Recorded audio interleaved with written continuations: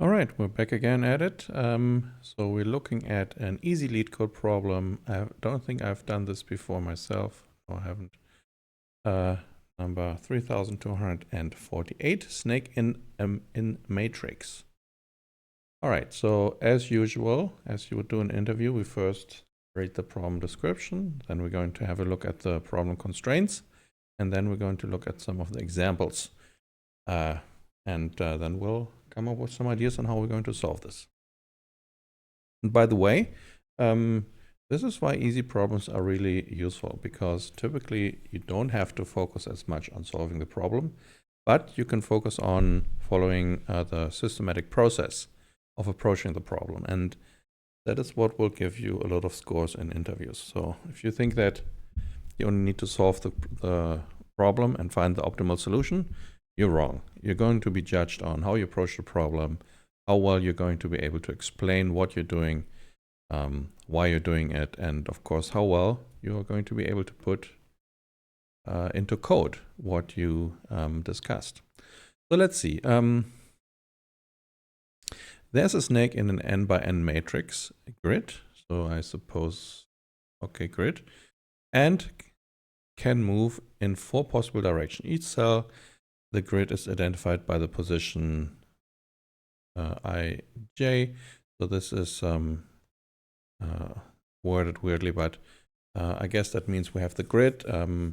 We have a y and an x coordinate in the grid, and this is how we can compute its position. All right. The snake starts at the cell 0 and follows a sequence of commands.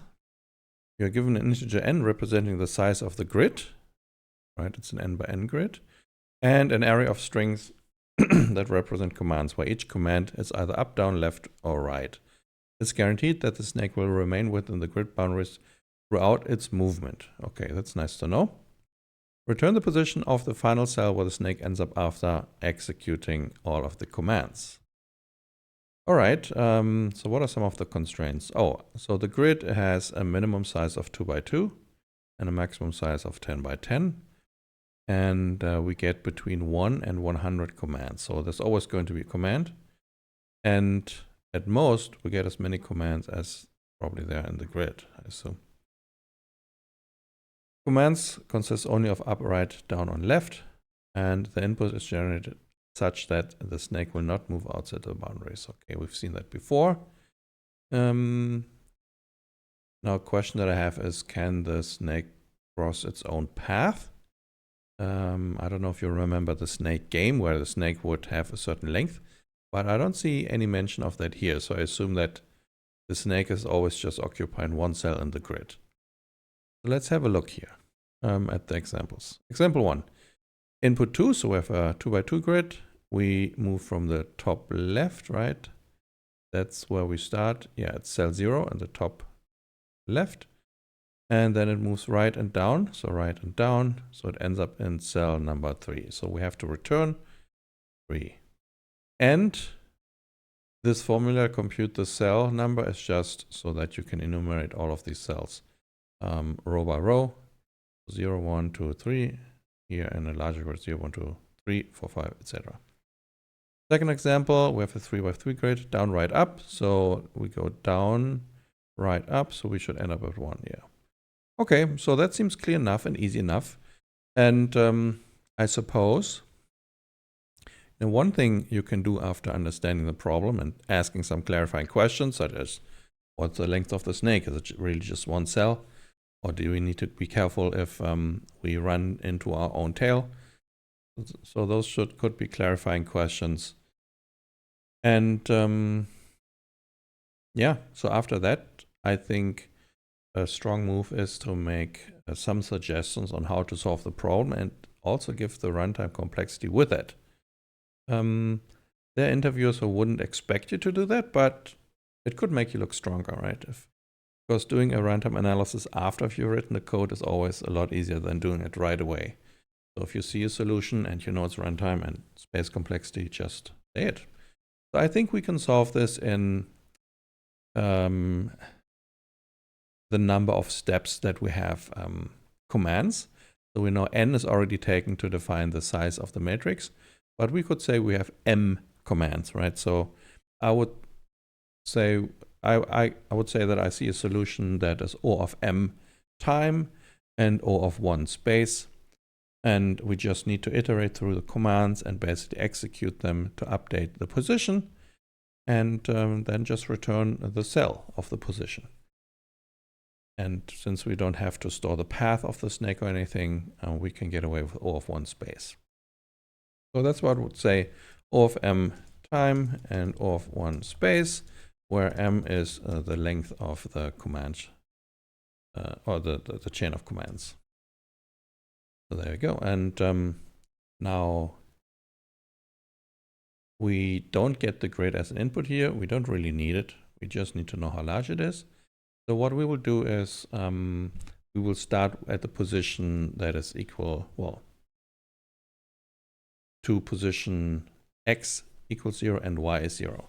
Because we're moving up, down, left, and right, we want to be able to update our coordinates in this grid independently of each other. And you can use a row and a column, or an x and a y as a coordinate. I tend to prefer x and y. So that's our initial position. And yeah, and we just ran through all of the commands. And like I said before, the commands are these 4. So we just need to, well, basically do an if command is equal to up, then what do we do then? Well, we decrease our py by 1, right? And we can do this for all of the commands. So we know that we have to update a px, we have to update a py. So up and down, update the y position. And then we have the left. That is where we reduce the x position by 1. And by right, we increase it by 1. Okay, so, you know, you can do else if, doesn't matter, because the command is really just, it's just going to be one of them. So yeah, but we can do it like this.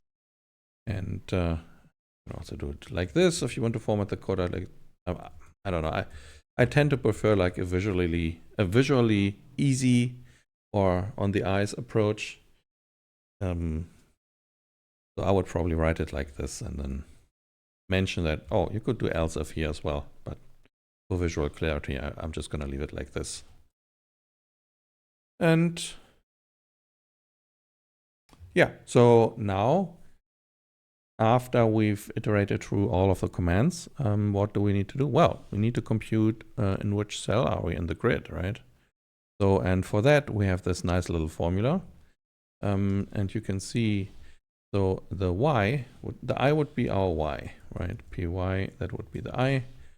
Because if we have a grid, the first index would address the row. And so first row, second row, third row. So that's the y. And the j would be our x position.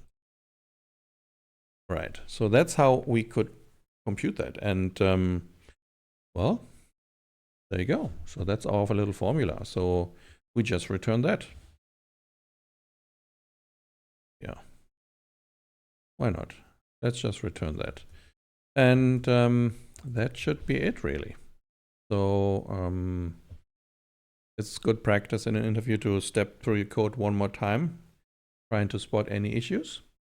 So let's do this real quick, even though this is an easy one. So we start at the cell 0, which is a position x and y equals 0. That's where we start. Then we follow all of the commands. If it's up, we need to decrease the value of y. If it's down, we need to increase the value of y. If it's left, we need to decrease the x position. If it's right, we need to increase the x position.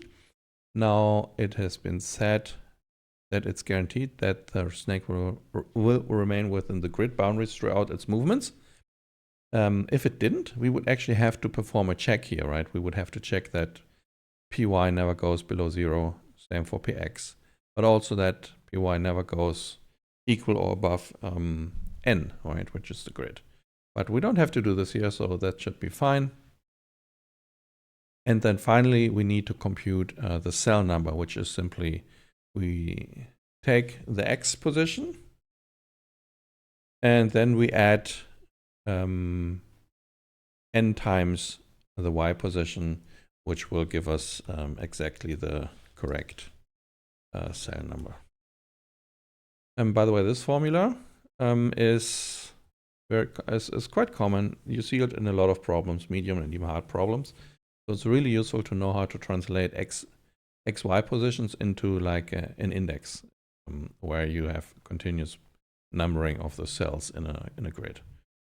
Yeah, so I'm just going to run the test to make sure that my code is free of syntax errors, and it is.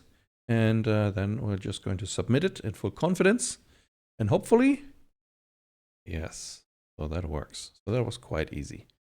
And yeah, I also encourage you to have a look at other solutions. Sometimes you find something easy, something nice, or something you can learn from. Some of these people put amazing effort into explaining their solutions. I actually like this one here. So this one is a kind of a cool one where you don't use an X and a Y. Yeah, let's actually go through that one as well. So it won't change anything with respect to our approach, except the encoding of the position here is quite different. So the position starts at 0, and we return the position at the end as well. Instead of dealing with X and Y, we update the position directly.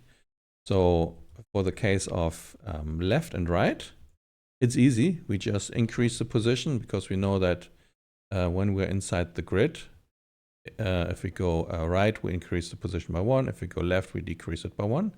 But when we go up and down, we actually decrease our position by however wide the grid is. So we just do that. And of course, we just update the position, not the X and the Y. So that is even, I think it's even cleaner, but it doesn't really matter as long as you have a good approach and you can explain it well, it's fine.